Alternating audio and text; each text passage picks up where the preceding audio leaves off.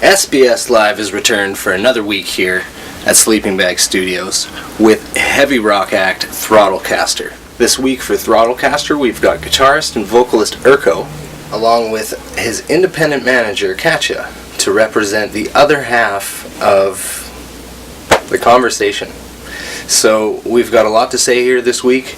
I'm a big fan of this interview for multiple reasons, mostly being that you get an unreal history lesson from Urko on the complete origin of Throttlecaster and its music. He's a deep thinker, so it's also something that you can see like right on his face. There's no question about it. So it's always good to see an artist that's that invested and that committed to what they do. That's the kind of thing that we love to see here at SBS, and the kind of thing that continually drives us to want to do what we do, because we can see that you want to do what you do. And you're going to get that from Urko. There's no question. As for Katja, don't worry, I didn't beat her up. I was actually extremely nice, or at least I like to think so. Why? Because just like music, we respect all opinions, just like we respect all different forms of music, and that's what we're about here at SBS. Bringing the whole thing together, you get to be the judge. And in January, you're going to see a lot of that. There's a lot of different acts here at SBS Live this week that you're going to see that are going to test whether or not you're a music fan. Never mind a certain genre, do you like music? And what do you like about it? What are you listening for? Is there a certain aspect of a song? Or is there a certain, I don't even know how to put it, is there a certain just something that draws you to a track? And again, as far as Katja is concerned, we're really extremely proud and happy to have had her here at SBS to represent a management side. It was a fantastic time, and again, the whole thing with Throttlecaster, the whole experience, you're going to see a great acoustic performance from Urko, and it's just absolutely something to watch, with an absolutely haunting performance that you are not going to want to miss. So let's get this thing started and we can talk later. I'm sure you've already registered for the Thrice contest, in which you can get you or your band free studio time through Sleeping Bag Studios. I know you've done that, so we'll talk about that later, no worries. So before we get started, let's take a look at Throttlecaster and one of their YouTube clips. This is a clip from Mortal Man, performed live from Throttlecaster, and then we'll roll the whole thing. We'll get into the interview on SBS Live this week.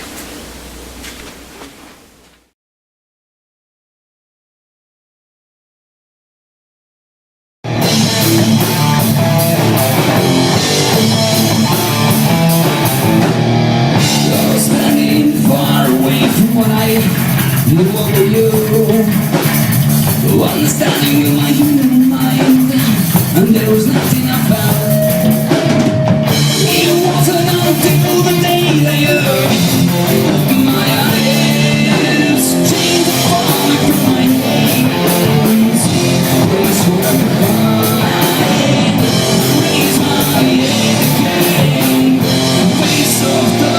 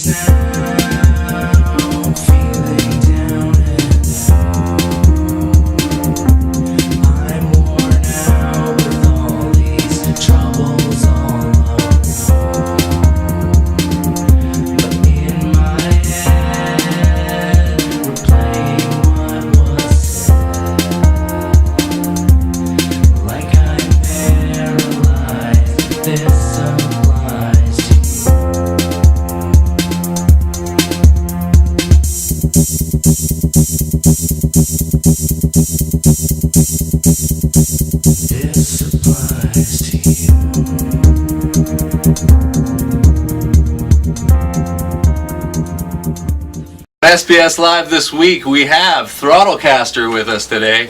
We've got Katja and we've got Urko representing the band. Thank you guys very much for being here today. Yeah. Erko, you've come a long distance in your lifetime to get to here. Yeah. You grew up in Estonia. Tell us about Estonia. What's it like there for a person that's never been there before? Yeah. Well, Estonia got independence in '91. It used to be part of Russia, so it was a part of Soviet Union. Pretty dark times. People weren't really free to do what they wanted and what they liked, or even the music. Listen to certain music was kind of you never know where the KGB agent was sitting and what he was doing. I mean, there was times it was more intense, but as the time went forward, it kind of got less and less controlled. And then in '91, Estonia got independence. And so I was about 15, 16. So to even listen to the wrong kind of music in Estonia at a certain point could get you in trouble like that? Well, it was more like what your message was. If it was anything to do against the government, or there was any reference towards Russian kind of like a stronghold or anything like that, that message was definitely censored. Right. And but then later, in late '80s and early '90s, there's a few punk bands that started really coming strong with all the propaganda against the testing the limits there. And then the youth followed that big time. Okay. And so the punk concerts, underground concerts, grew like in bigger and bigger, and then negotiations started. The Estonian government started negotiating the freedom, and in '91 it got kind of without the war, without the real like a civil war or anything. Just there was a few protesters, few gatherings, like within few months, I think it's 3 or 4 months, all things came about. So. Really? Okay. And now how old are you at this time? Where are you at musically? I was 16 years old. Okay. So. And are you playing at this point? I wasn't. I was kind of following the punk bands, and there was a huge metal scene, so I was listening to a lot of metal and punk and Metallica and early Nirvana. Yes. Was there. Influences you can definitely hear in Throttlecaster for sure.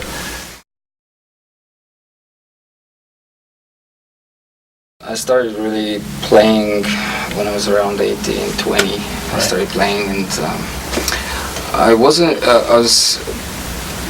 Part of me wanted to play my favorite, covers, but I wasn't really motivated to learn the full song and become, I guess, a cover act. I never had that much inspiration, like motivation to play covers. So I started always off and tried to play my own music. Right.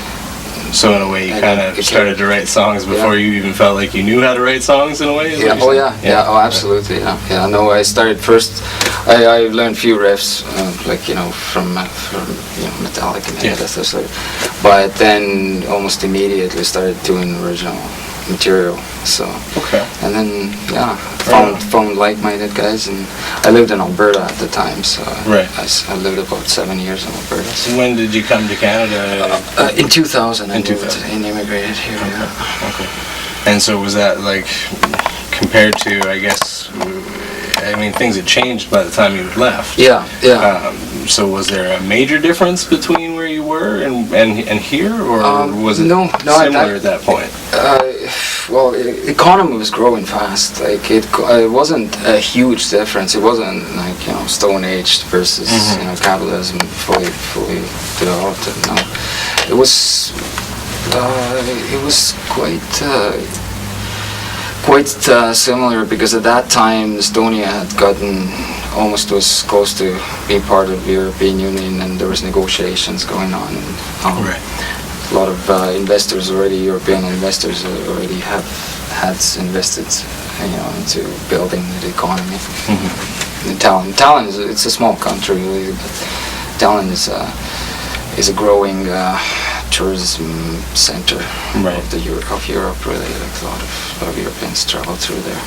Important that way, yeah, for sure. Yeah. So. And when did you meet Katja here? 2010 or 9. Yeah, 2009. Yeah. And Met her in Kamloops. We played a few shows, and I was actually teaching guitar at Long McQuaid, and so she was one of my guitar students. Okay. And then she came out to our shows a few times and liked our sound, and we started discussing at that point. I had been doing the managing and booking shows and everything, but then as we got busier and busier, I had less time for doing that, and then she kind of took over from there. so she's become the right hand of Throttlecaster. Pretty much. And Yeah. congratulations for that. I mean, you arranged most of this with me, and thank you for that. I think you did a fantastic job. Everybody's here. That's the main thing, right? That means that everybody did what they needed to do. So, Erko, you never had a chance, I'm assuming, to play in Estonia or Russia as a musician? No. No, so okay. But you have in Canada. In fact, you were pretty busy just last year, this year as well, I believe. This year hasn't been. I haven't been that busy. I've been kind of focusing on writing new material this year, and I mean the last album was released in 2007, so it's been overdue. quite a while, Yeah. right? So I usually like when I have time and I start focusing again on the music, I write a riff, or I come up with the lyrics, and I kind of plug away little by little, and then say a month later, here I have a song developed, ready to go. So I play it all the time, and that's the thing that comes out of me is a new, like, original material. It's just, I don't intend so I gotta write the song. No, it's just something that I do after work and when I have free time. And was it more of a conscious decision after you spent so much time playing in 2011? Was it like it's time to get back to the writing? It's time to I need to focus on getting this album up now. Yeah, well, the old material we've played that. I've toured in Alberta and BC. And all our fans in Kamloops too, same thing. I mean, we played that album a lot, so it was time. I've always told people that have come through here that if there's a place that I know of in BC that has a metal scene, it's the interior. Do you guys find that the support level up there for you is pretty high? I would imagine that there's a lot of people coming out to those shows from Nelson and Selmo and crazy places like Castlegar, that they're making it out to those shows that are kind of in the hub of Kamloops there, I guess. It could be more. It's some cities are quite hostile towards artists from other cities, so it's not really easy to say, okay, this weekend we'll play, let's say, Kelowna. Right. It's really tough to get into certain venues, and then it seems too that hard rock and metal is kind of the site. Absolutely. And people don't want to show their support as much. Right. The ones that are into it, they're into it. I've had this conversation before too. Do you guys find that, has metal become a dirty word somehow over time? Like, it seems like it has. It's that the pop culture is so strong. Right. Is that just the metal has been pushed in. But if you're a metalhead, you are a metalhead. There's no, I've never heard a metalhead becoming a pop culture fan. Right, yeah. I never heard that. It doesn't usually go that way, If anything, it does go the other way, but not, I think what I've experienced is that as soon as you mention metal, people go, oh, that screaming kind. Right. And I think this is what kind of kills good old metal. Right, yeah. It seems like you have to kind of definitely take that extra step and define, like, we're metal, but we're metal like, this and this kind of thing. When it comes to the metal aspect, I have to ask, because in a couple of your influences, you've listed Metallica and Nirvana. This beard is long enough to tell you that I've done my research on both of those bands for many years. What I can tell you about Metallica liking Nirvana's music is very little. But what I can tell you about Nirvana liking Metallica is a lot. They did not, ever. So I'm curious as to, how do you combine those kind of elements of two musical styles that maybe are kind of at odds with each other? Yeah. Is there a struggle within the music of Throttlecaster? Well, yes and no. I mean, I don't try to, well, with my own music, I usually don't try to say like, okay, well, I want to sound a little bit like Metallica, and then here I want to sound a little bit like Nirvana. Right. This is never,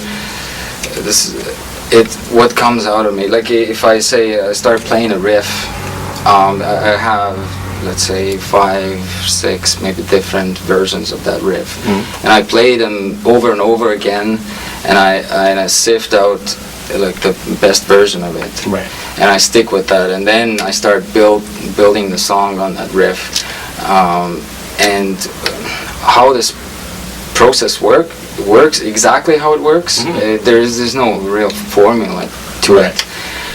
But what I can... But that's good though, right? Yeah. That's not mechanical. It is just what comes out of me. Right. But when I mentioned Nirvana, Metallica, there's been times where I, when I listened to Nirvana a lot. And Nirvana was when I was, early, like when I was like 20 years old, 18, 20. Right. But then later Metallica became prominent. I mean, if I have to say... my number one influence of all time would be Metallica. I mean, in my opinion, if you take the most epic metal songs of all time, Right. That's where they're coming from. Metallica would be the band that I have that has the most, that has written the most of them. Well, I think you can definitely, don't get me wrong, you're right. Like, in terms of what Throttlecaster does, it's not like you hear it and you go, oh, Metallica rip-off, oh, Nirvana rip-off. It is, it's unique, and it has its own feel. That being said, you've got the Hetfield thing going on too, where he does that, brutalize it for a moment, but that, at the end of his word. Now, I've always wondered, is that a conscious thing, or does that just come out? Like, how does that just, work? honestly, I'm working the opposite way. Avoid that if somebody says like, you did the stand with Hetfield, like what Hetfield does, right? You look like a lot of like Hetfield. It's like, oh man, I really got to work on this because I really don't want to do that. It's just I don't know. I can't really tell what.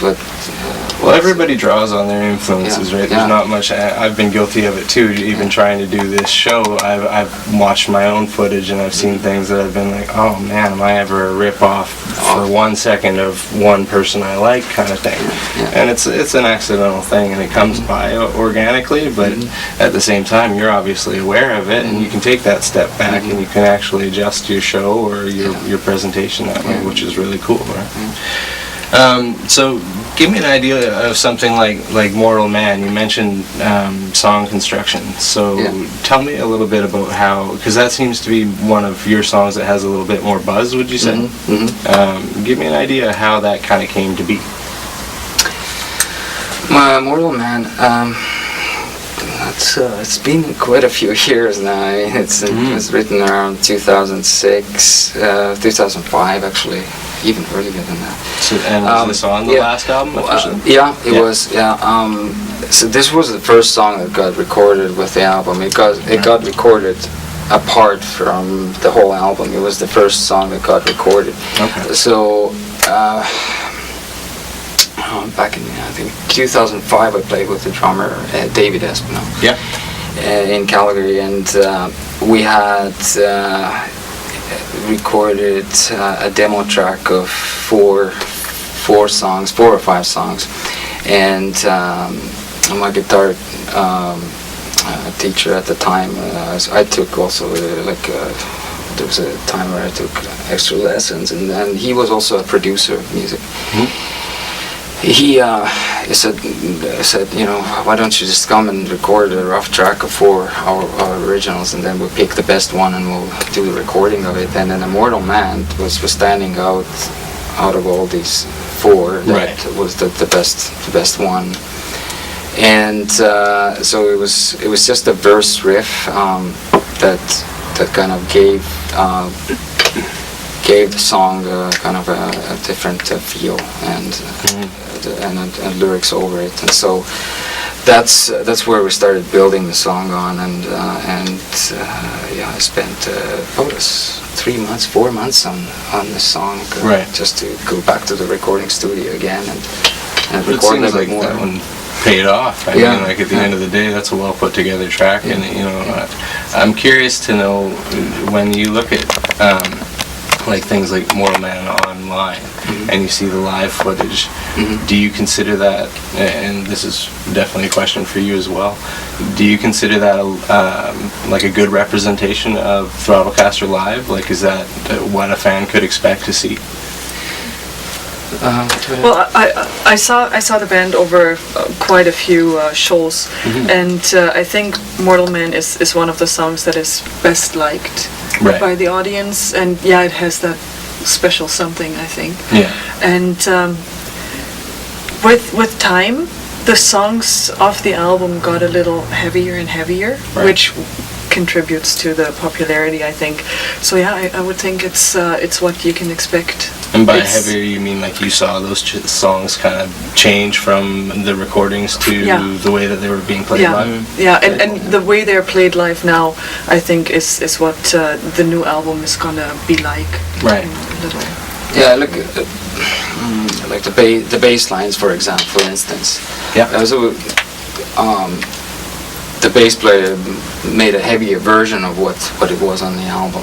You know, there was a extra metal influence in the playing. Like you play the same riff, but you put extra staccato into it or whatever. Right. You know. Well, he's got that feel to it too. Right now, at this point, he's been playing it for a while, and he understands that part, and he can make it his own a little bit more, right? So it gives him that much more freedom. And the same thing with the drums too, right? So,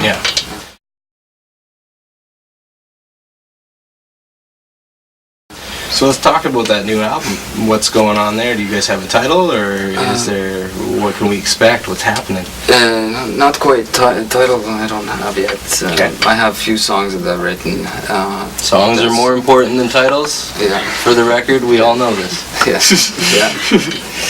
So it's in a rough stage right now. I've been going through some personal issues in the last few years, so I haven't really.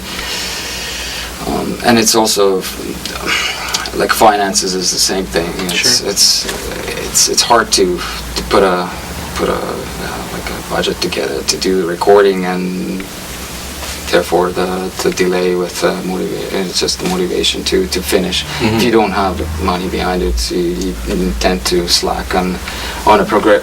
Absolutely, it's tough to organize, and it's draining to organize too. And because you could be ready, and then what are you going to do with all the ready material if you don't have really funds to do the recording? So that's why I polished up a few songs, but I'm just waiting for the funds to come, and then I can do the recording next album. So now, when you find that you get to that moment where you are able to do a recording, is it easy to flip the switch? Is it like, now it's time to do this, and I'm excited to do this? Right on. I actually work best under the pressure, really.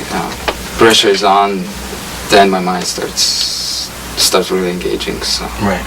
Otherwise, if you never know when the door opens, and so you just whatever. Let's just get back, have a drink, and whatever. It doesn't matter. Yeah. So, do you think, is it fair to say that there's a rough time estimate on the new album, or is that still a little bit too far away to possibly tell for that? It all depends on the finances. What we're trying now is to raise funds for it on different artist websites, which you might know. There is Celeband out of Germany, and then there is Kickstarter, which for some bands apparently works. So as far as these other online avenues go, is it feasible that, is there a shortcut in today's industry? Like, do you necessarily have to go through the industry to get to where you want to be, or at least at a comfortable living for a musician? It's difficult. I tried, and last year we had a really good season. It was lots of shows, and nice income, which went right into the remastering of some songs that were performed first there at the Sturgis North. In general, it's not like people live under, with that impression that you are on stage and you're making big money. Right. And musicians will tell you it's not that. No, yeah. It's for most a hobby, and then if you like air quote try to get that into that next level up, it's a lot of work, and you do need the financial support, preferably from outside the band, because otherwise you run yourself dry. Yeah. And then that is not doing any good to your music either. Right. You can really exhaust yourself by playing the bar circuit. I've known bands who've gone across Canada twice. Imagine how much effort and money goes into that. Sometimes it costs them money to do it. Right? Oh yeah. I've heard many stories that way for sure. So you can really play the bar circuit for years and years and years and never really break into the next level.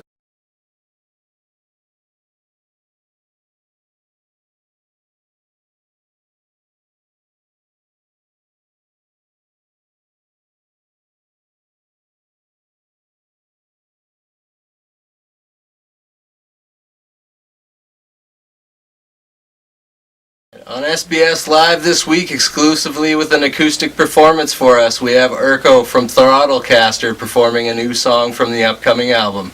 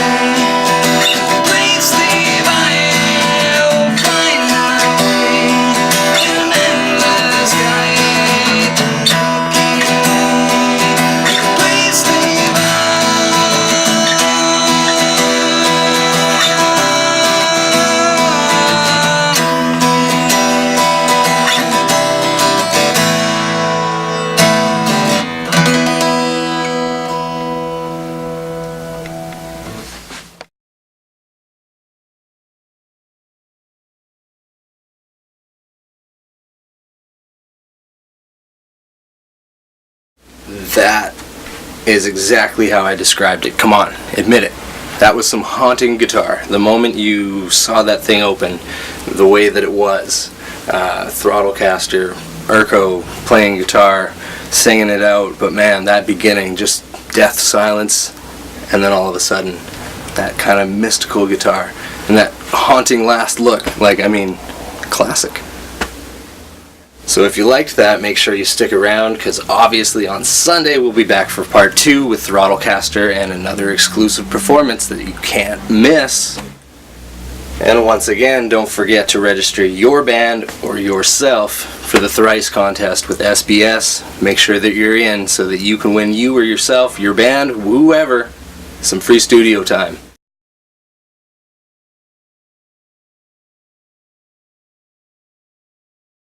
Let us get involved with your creativity. Let us see your art. Let's see what you do. Somehow, some way, reach out to us through one of our pages. I don't know, facebook.com/sleepingbagstudios. You got cfox.supernova.com/sleepingbagstudios. That's a decent one. That's got some really sweet shots of the live pit show at the Media Club if you haven't seen them. And it's continually updated with more photos all the time. You know I'm biased, but I definitely recommend checking that one out. Thrice. You heard it here first and second, and you'll hear it again and again. Anyway, we'll see you Sunday for another exclusive performance with Throttlecaster on SBS Live This week.